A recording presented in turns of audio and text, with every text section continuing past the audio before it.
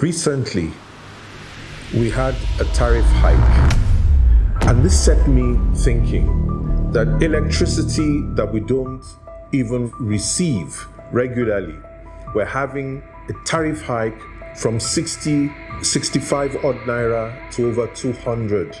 So the question is, are we just going to sit and do nothing about this? It reminds me, seriously about the boiled frog syndrome. I don't know if you've heard about this myth.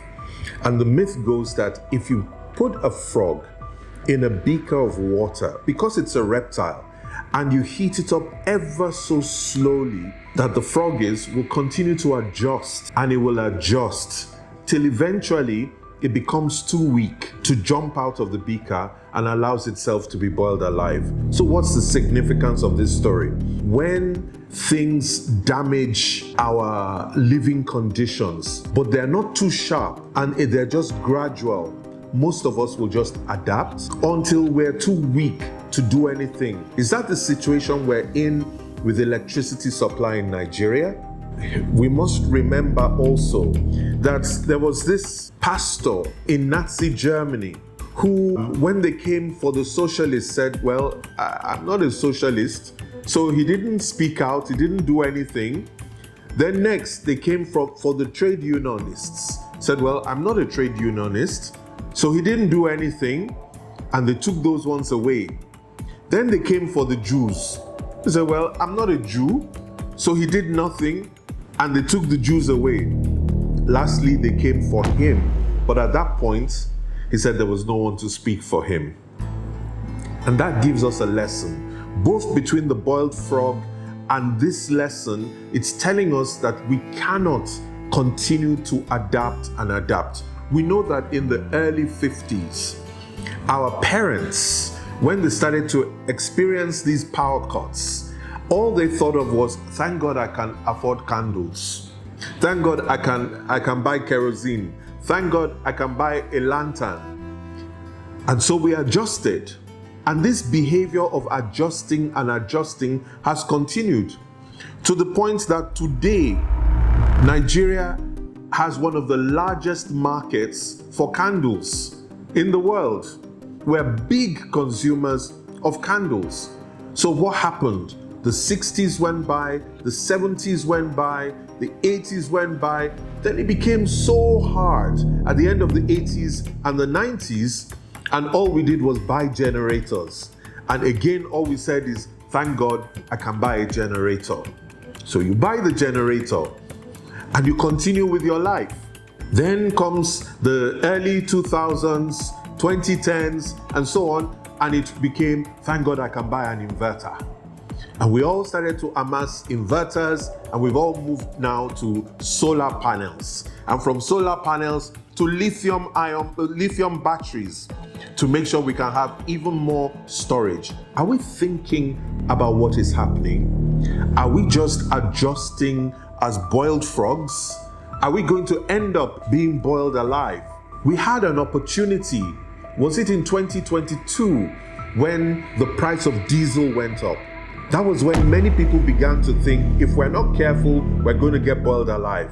And people first started to look for real alternatives, because moving the price of diesel from like 200 and something per liter to over 800 per liter made the cost of switching affordable. And many people started to switch. But instead of confronting the problem, we just switched. So, can anybody tell me, what is the price of energy for a small business in Benin Republic? What is the cost of energy in Ghana? What is the cost of energy in Nigeria? And why do we continue to tolerate this situation?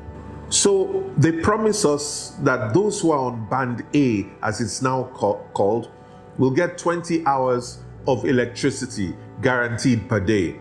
So does that mean if I'm on band B, which is supposed to get only 16 hours, and I start to get 20 hours, now I have to be charged more? It doesn't make sense. These bands don't make sense, because those bands are telling you never expect power always. So you are back in that NEPA situation where you will not get power because they're telling you, by definition, we only charge you for half the day because we won't give you electricity more than half the day. So I'm happy to see that the NERC put out some information the other day that all of those who are supplying electricity to Band A, if they do not keep it consistent, I think for about 5 or 6 days, then they have to revert to the old billing system. That's a recipe for chaos, because these 6 days we couldn't do it, and then 6 days after we now give them 20 hours. It's going to be confusing in those bands, but we understand the sentiment.